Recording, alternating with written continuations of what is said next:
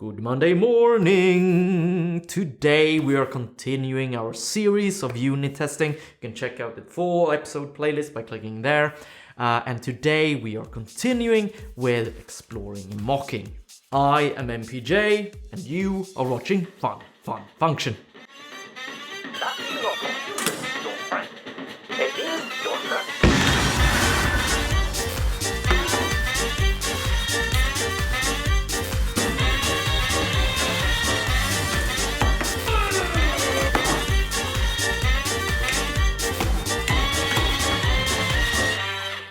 Alright, so let's have a look at where we were last time. Let me close this window. This is the order total function that we were working on. We see here that we started a bit. We're calling fetch here. Well,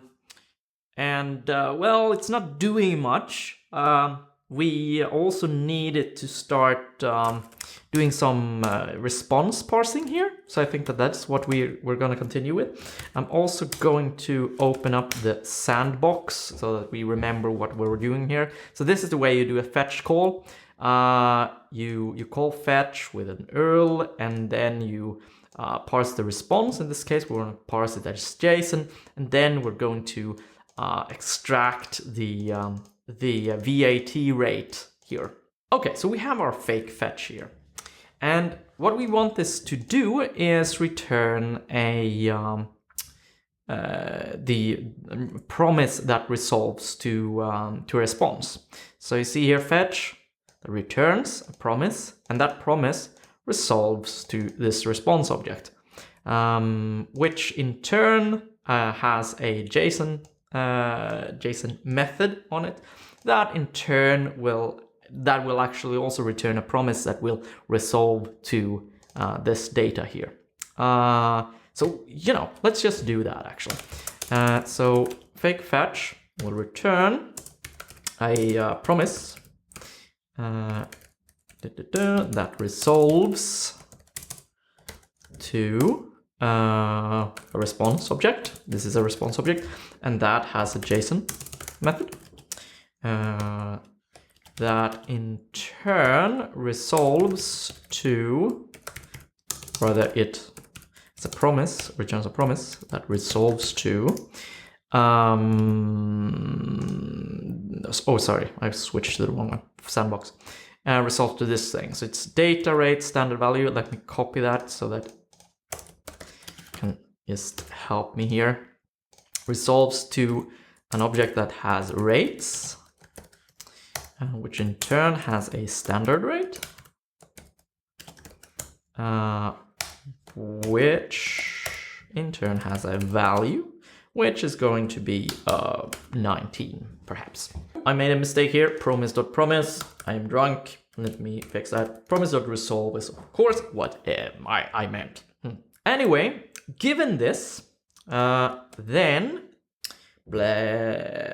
we should actually expect this to multiply the value of this order by 19%. Let's update the test to do that. So expect result to be 20 times 2 times 119. Let's run that, create integrated terminal and run npm test, see what we get. Should get a, I expected to get a failure, but we didn't. That's peculiar. No, actually it is not, because let me close that and I'm gonna show you the mistake I made. I'm going to slightly zoom out as well so that we can see more. So the way Jest works is that when it comes to asynchronous tests, it needs to know when the test has ended. So you can do that by having these done functions and then call them when the test is done. Let's see if that worked actually. npm test.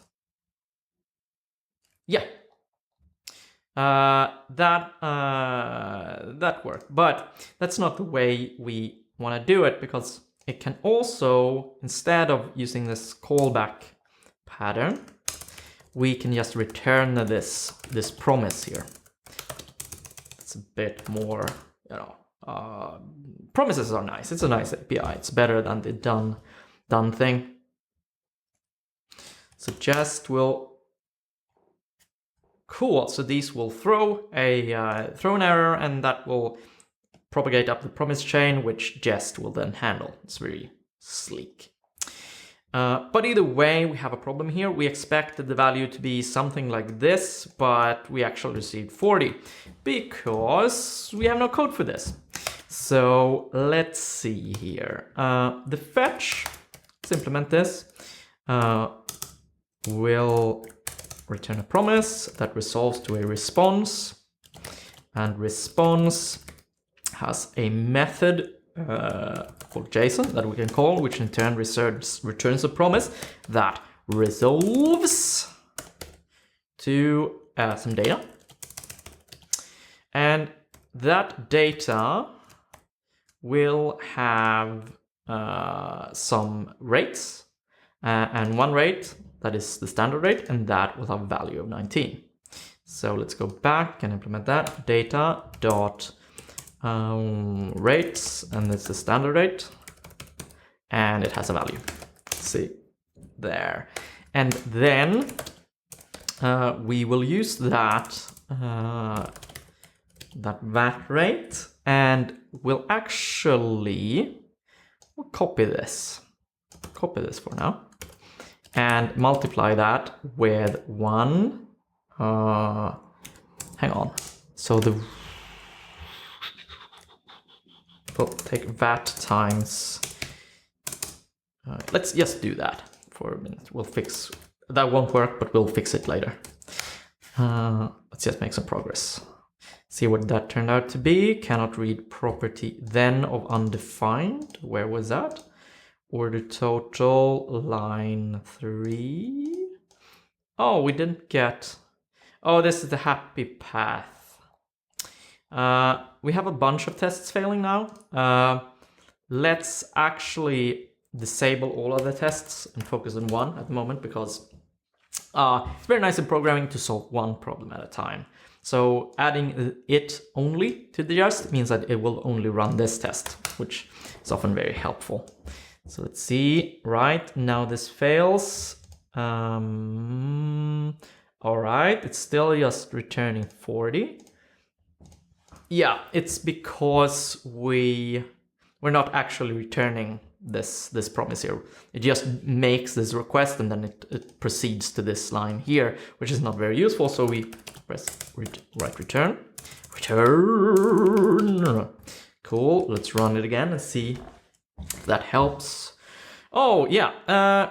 Expected 47.59, but we received 760. That's a bit much. It's because we are multiplying by 19 when we should actually be cursing this to be 0.19.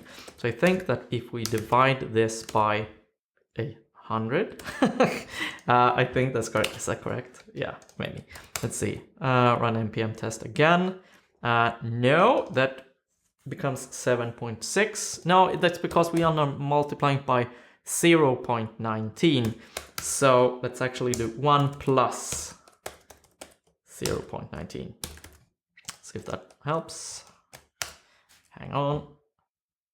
Ah, yes, cool. Now we get to green, get the correct value.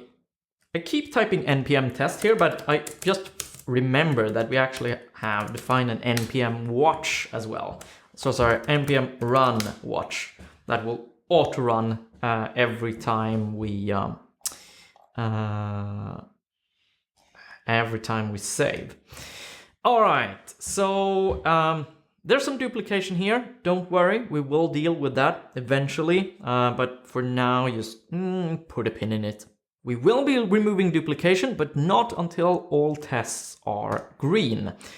So let's actually Let me remove the only to see the other fail tests that are not failing because then is undefined. Yeah, and this is because in the cases we only really do this. We only really want to do this if we have a country. And the order might not necessarily have a country yet. Perhaps the user haven't selected it yet.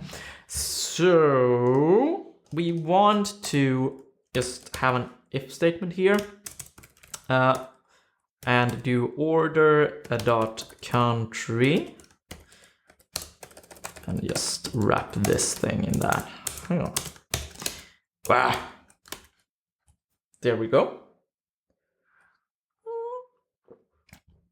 And now all those tests are succeeding. We have one skipped test here because I actually made a kind of dummy test here. And this is called I think of these as to-do tests, so to speak, because I wanted to remember this case. But it seems like we have actually accidentally solved this because we had test breaking for other reasons. So I'm actually gonna delete that. We don't need to write that test. That is overzealous now that we have other tests that just cover that naturally. Also, I think that this empty function here, we don't actually need that anymore because it's just not making use of it. So I can just change the empty function to null, to be honest. Let's do that. So let's see, null, or the total, null, and then the empty function null and null there as well. We don't need that. And then I just delete this. So it's a bit cleaner. I feel a little bit disoriented here. With all this mocking, it feels like I don't quite know what is real. I'm skeptical. Are we actually testing anything here? Or are we just creating this fake implementation and then just testing the fake implementation? Are we actually testing any real logic? Yes, we are. I understand how it might feel like we're doing quite a bit of faking here, doing this elaborate mock or fetch. But what we are concerned about is to test if order total is causing the side effect that we want, the fetch, and that it does the right things with what that side effect yields, which is the data. So what the test is doing is we're concerned with testing order total, right?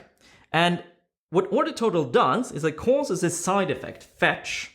So this side effect comes out of order total, so to speak, and we're inspecting that this looks correct. That's what we're doing, and then we are passing a response back into order total, and then we inspect what comes out of order total after that to see that that is correct. So request comes out, we inspect that request looks good, looks like we expect it to be, and then we pass in a response, and then given that response we inspect that, hey, we get the correct VAT out of that, or like the correct order total with VAT multiplied in. So order total is what we're testing. We're not testing fetch at all here. I'm skeptical. Does this actually work? Is this? We've written a lot of tests now, written a lot of code, but we have not actually tried it against the real API. We built it, checked it out in the sandbox kind of, but we've not actually checked that order total runs correctly against the real API. I'm interested in the fact that when you're doing TDD with mocks, it can only become kind of sorta TDD. Before we were coding like TDD with pure functions, we were like writing a bit and then we implemented it in the code and we would actually see the real results because there were no side effects. It was just the pure function and our tests. But when we are doing TDD against mocks, it's just us creating a fake reality, and then we check using TDD that our tests does the right things in this fake reality. And depending on what happens in the fake reality, that the test does responds to the code responds to that in the right way. But it all depends on us having correctly designed the fake reality, which means that when we are doing any kind of mocking, we actually do have to actually test that we have made right assumptions in our test by checking this stuff in the sandbox. So let's see if we can do that actually. I'm going to import the order total. Hang on. Order total. And we require order total. And I'm gonna close this for a bit. I'm gonna start Quokka on this file. There we go. And we're gonna call order, const result. We're gonna call order total. And the first argument needs to pass in a fetch because it needs fetch. And we are going to give it some kind of order. Yes, let's steal one from this test here. Go back to sandbox, pass in this here, see what happens. Oh, cannot read property standard of undefined. Interesting, what is happening? So rate is undefined. Let's actually just then x console.log x, see what happens. 401, authentication required, please pass a valid API key header in your request. Yeah, that's because we need to actually give it needs credentials here. So we still have some work to do in our test. Let me close this for a while and have a look. So I'm gonna paste this in. I'm gonna just grab this here to help us have it side by side. Go back to the test. I'm gonna paste this in here while we work. If you have a big screen, unlike me, who is doing a YouTube channel, you can just split your editor side by side. That's very handy when doing unit testing to keep the tests here and your reference code here. But either way, this is going to be passed here as an options object. We're gonna call it ops at least. And we expect headers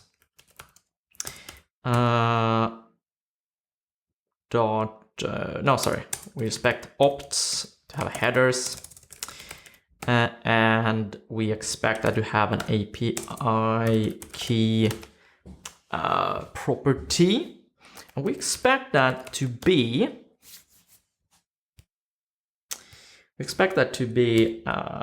key 123. So what is key 123? Well, here's the thing. We also, because this uses process here, we now have another dependency. And we need to create a fake process as well and pass that in. So functions tend to have multiple dependencies. And that has an n, which in turn has that API key, which in turn should be key 123. So let's actually pull up the terminal again, toggle terminal, and hang on, run all tests. Cannot read property headers of undefined. Yeah, because opt, first of all, it's not getting any opts. Let's remove this. Let's actually fix that first. So order total will now pass in some options here. See what happens. Cannot read property API key of undefined. Yeah, sure. Because it wants a headers. Boom. We get a new problem here. Yeah. Key 123 received undefined. Let's actually just API key, and then I'm gonna write the hard code the key here. So it's key 123. Start faking it.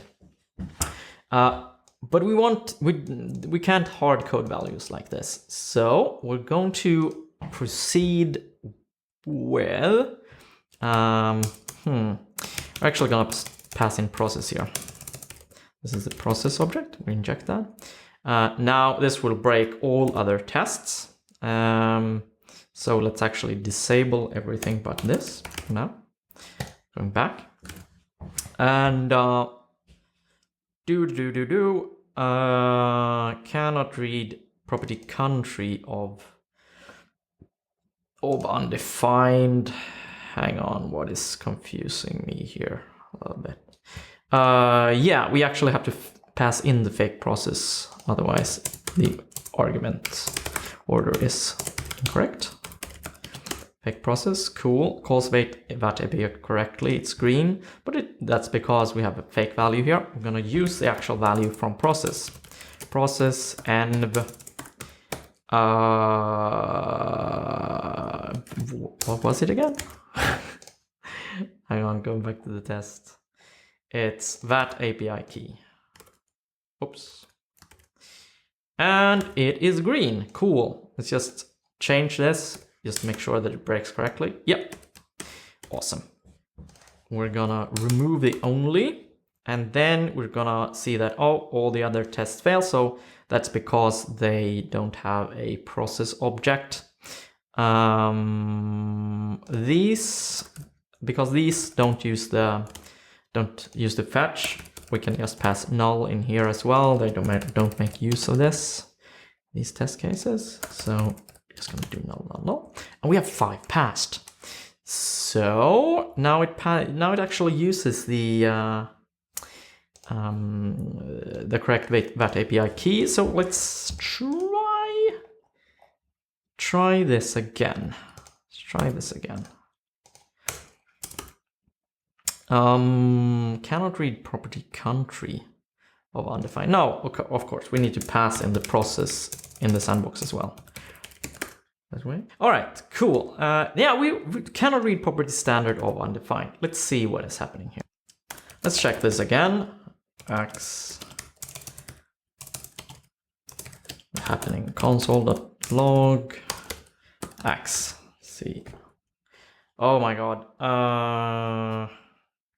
Bad request. What's bad about it? So it was because I had ran out of credits. I refreshed them again. Note to self, don't use a throttle API for tutorials. Cool. So let me remove this console log and go back to the sandbox. Finally, it works. Awesome. All right, cool. So we wrote some tests that completed the whole response chain and the parsing of the response. And then we also verified that our mocks, our assumptions about the fake reality that we created actually corresponded to reality by running our code in the sandbox. And it seems like it's working. That calls for celebration. And by celebration, I mean a commit. Oh, there's changes in the package.json. Yeah, I just indented some code. Let's keep that separate. The sandbox also got some changes. Let's actually commit that as well. And script MD, we don't want that. That's my script notes. And I want to remove the package.json there because it was just that was just some indentation, and we want to keep those in a separate commit. I don't like putting spelling fixes and stuff like that, baking them into a commit. I kind of want to do them separately. We fixed response test.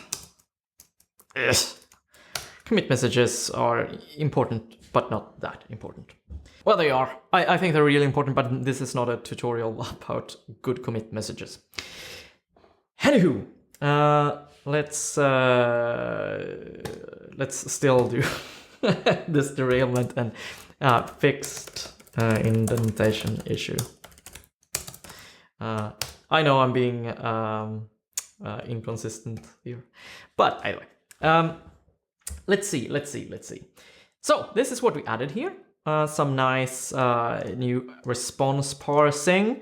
We have some duplication here that we will eventually fix. We looked at the we extended our fake fetch here by checking that it used the API key that is also passed through fake process. And it's also, we also checked that it used the rate here from the fake VAT API to calculate the output result. This thing here, this is actually now redundant because, since we're checking the output, which is completely dependent on fake fetch actually being called, otherwise it wouldn't work, this thing is just completely superfluous. So we're gonna remove that. No longer needed. There. And we can also remove these curly brackets. We don't need them anymore. Let's actually just make sure that the tests are still running. Dunk 5 passed. So let me commit that. Removed redundant superfluous checks. I feel like this injection here results in extra code.